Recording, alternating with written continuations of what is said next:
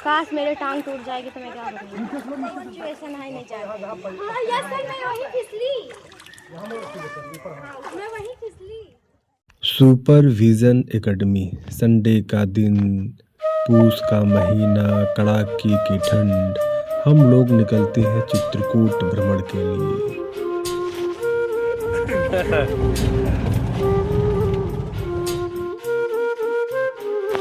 Shastri bridge, सुबह सुबह चलती हुई लाइटें, काफ़ी रोमांचित महसूस हो रहा था। दूसरी तरफ माघ मेले की तैयारी चल रही है, लाइटें अभी भी भोर में जल रही थी। बात करते ही रहे हम लोग आपस में कि नैनी पुल पर भी पहुंच गए और नैनी पुल का नज़ारा भी कुछ अलग ही दिखता है।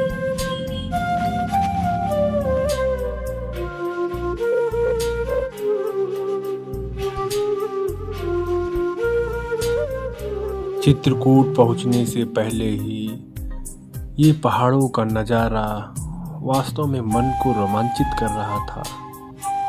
मानो कि सारे बच्चों इन पहाड़ों को, इन वादियों को देखकर वो झूम उठे थे, एक खुशी के गीत गाने लगे थे।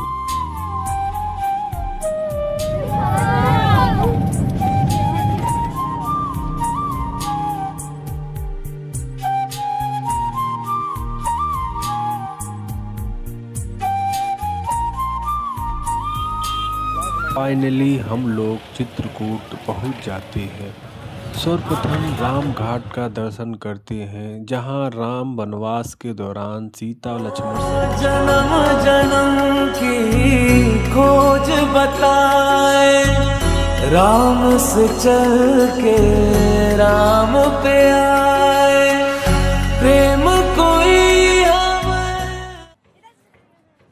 मान्यता है कि भगवान राम वनवास के दौरान सीता और लक्ष्मण सहित प्रतिदिन मंदाकिनी के इसी घाट पर स्नान करते थे और ये भी कहा जाता है कि तुलसीदास जी को इसी घाट पर चंदन घिसते हुए भगवान राम का दर्शन प्राप्त हुआ था। इसके बाद हम लोग गुप्त गोदावरी का दर्शन के लिए निकलते हैं।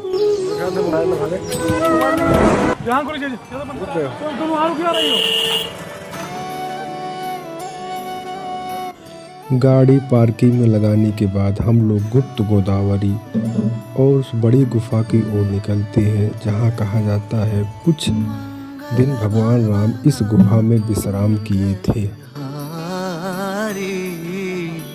द्रबहु सुदशरथ अजिर बिहारी। हमको लगा इस ठंडी में हम ही लोग निकले हैं टूर पर, लेकिन बहुत सारे स्कूली बच्चे, छोटे छोटे बच्चे इस टूर पर आए हुए थे। राम सिया राम जय जय राम। गुप्त गोदावरी इसका नाम इसलिए रखा गया है कि यह गुफाओं से एक जल की धारा निकलती है और यह पुनः जमीन में विलुप्त हो जाती है, इसलिए इसका नाम गुप्त गोदावरी रखा गया है। करे तर्क बढ़ावे साखा, राम सिया राम जय जय राम, राम सिया राम जय जय राम।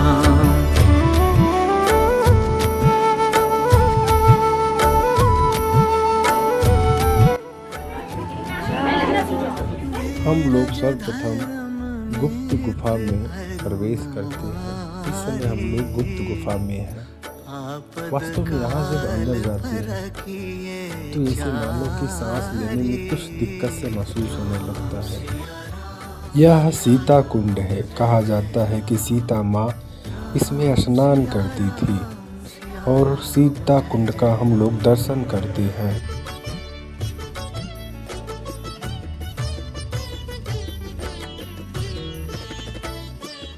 इसके बाद हम लोग खटखटा चोर का दर्शन करते हैं। यह मयंक नाम का एक राक्षस था जो इंद्र का पुत्र था।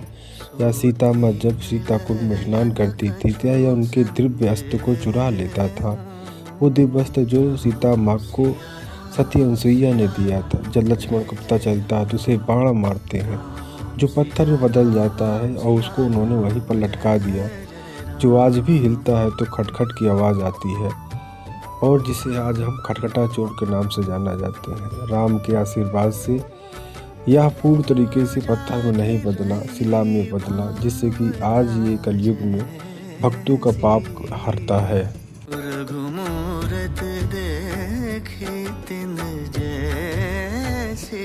अब हम लोग गुप्त गुफा से बाहर निकलते हैं। गुप्त गुफा के जो द्वार है बहुत ही ज़्यादा संकीर्ण है। यहाँ एक बार में केवल एक ही लोग निकल सकते हैं।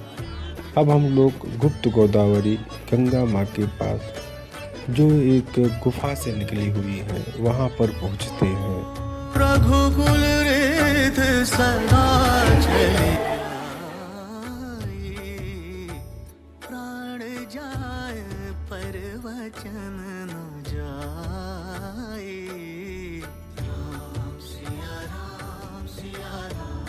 गुप्त गोदावरी की गुफा में कुछ दूर तक अंदर हम लोग जाते हैं, लेकिन जैसे जैसे अंदर जाते हैं पानी बढ़ने लगता है और घुटने के ऊपर पहुंचने लगता है, तो वहां से हम लोग वापस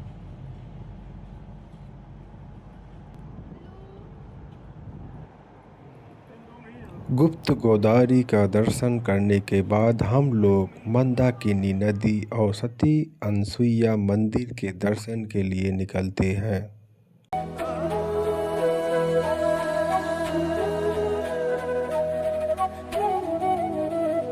चित्रकूट में एक चीज जो सबसे ज़्यादा देखा वो बंदर और लंगूर, मानो कि आज भी भगवान राम की सेना भगवान राम की चित्रकूट क्षेत्र की रक्षा कर रहे हैं।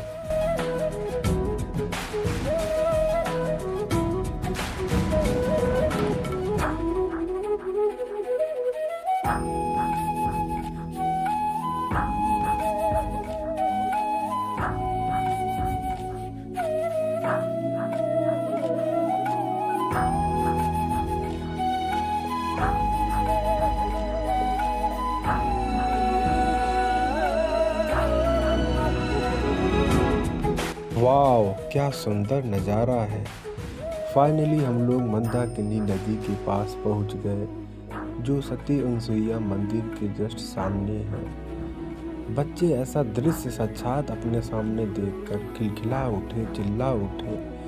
जो वो रील में देखते थे, टीवी में देखते थे, आज साक्षात उनके सामने ऐसा सुंदर प्राकृतिक चित्रण देखकर हम सब का मन बड़ा ही प्रफुल्लित हुआ। यही सिचुएशन है नहीं चाहिए। हाँ यस सर, मैं वहीं फिसली।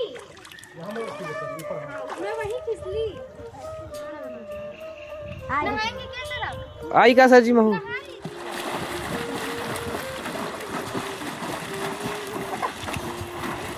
आई क्या कौन हो?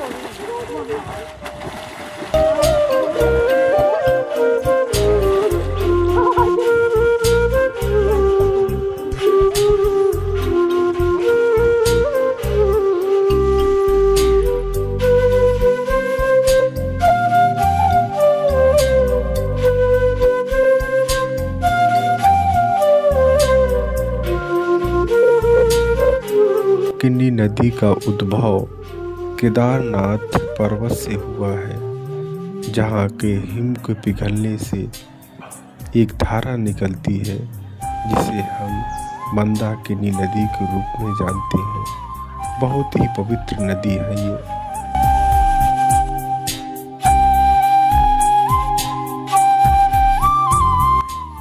मंदाकिनी का दर्शन करने के बाद हम लोग माँ सती अनसुईया मंदिर की ओर प्रस्थान करते हैं, जो थोड़ी ही दूर पर स्थित थी मंदाकिनी के सामने। और ये माँ सती अनसुईया का मंदिर का दृश्य है, बहुत ही सुंदर दृश्य दिख रहा है, आप भी देखिए।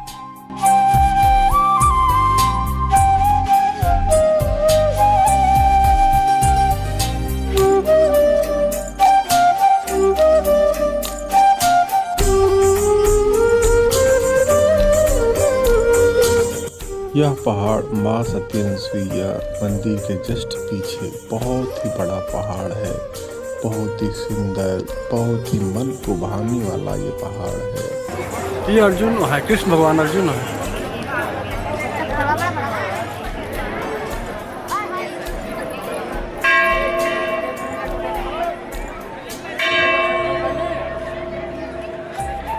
माँ सती अनसुईया मंदिर के सामने ये लंगूर राम की सेना उसकी शोभा बढ़ा रहे हैं मानो।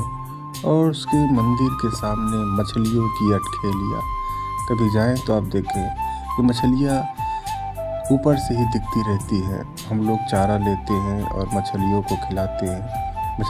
मछलियों को देख ही रहा था कि ये बंदर भाई साहब हमारे बगल में आकर बैठ गए। मैं कहा क्यों ना आपका वीडियो बना लो। काल रात्रि है कल्याणी, तेरा जोड़ धरा पर कोई नहीं, मेरी माँ के बराबर कोई नहीं, तेरी ममता से। तो माँ सती अनसुईया मंदिर में प्रवेश करते हैं। मंदिर में त्रेता युग के सभी देवी देवताओं का चित्रण बहुत ही सुंदर तरीके से किया गया है। यह दृश्य सती सुलोचना का है जब वो सती हुई थी। यह दृश्य सती अनसुईया और उनके पति अत्रि मुनि जी का है। दृश्य में ब्रह्मा जी अपनी पुत्री का कन्यादान कर रहे हैं। अत्रि मुनि के साथ अनसुईया का विवाह ब्रह्मा जी द्वारा कन्यादान। कहा जाता है कि सती अनसुईया जी ने अपने तपोबल से मंदाकिनी नदी को प्रकट किया था। इसमें वह दृश्य दिखाया गया है।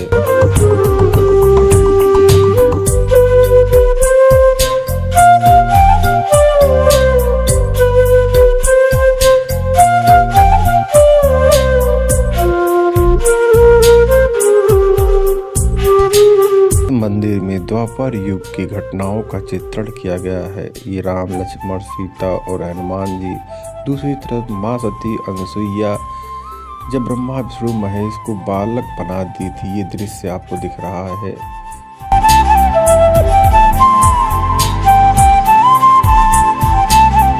अब हम लोग माँ सती अनसुईया मंदिर के जस्ट पीछे एक बहुत बड़ा पहाड़ जिस पर हम लोग थोड़ी दूर चढ़ाई करते हैं और आनंद लेते हैं।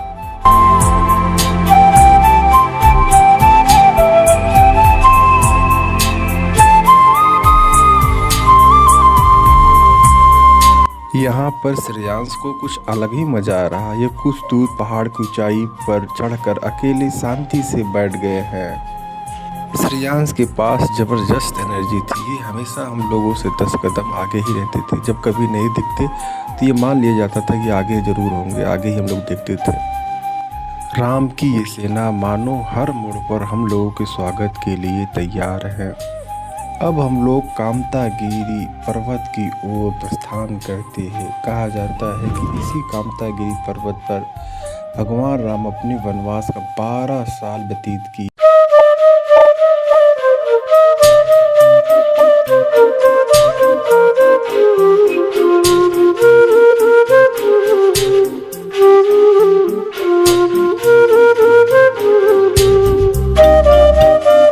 भगवान राम, सीता, लक्ष्मण अपने वनवास का 12 साल इसी कामतगिरी पर्वत पर व्यतीत किए थे। यहीं से रावण सीता का हरण किया था।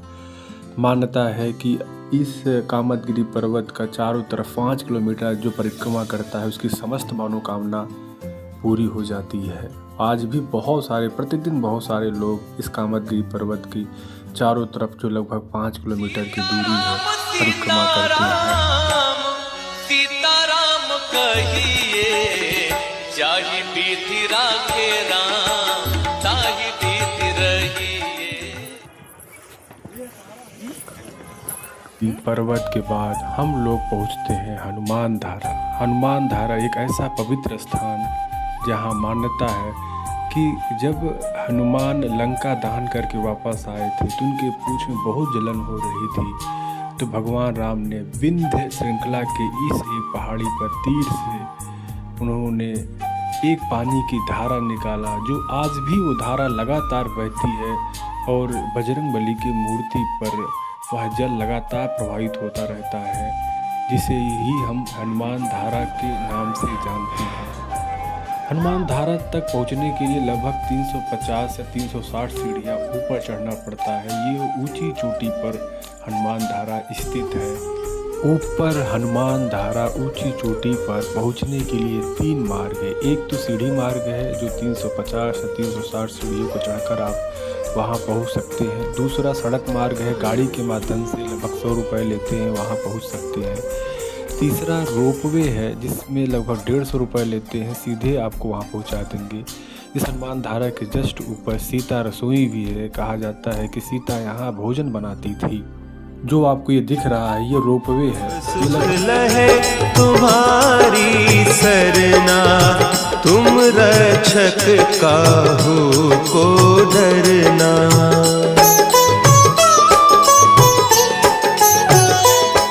ऊंचाई से जब हम नीचे देखते हैं तो मानो घर एक बिंदु डॉट जैसे दिख रहे हैं। मुझे तो नीचे देखने पर बड़ा ही डर लग रहा था।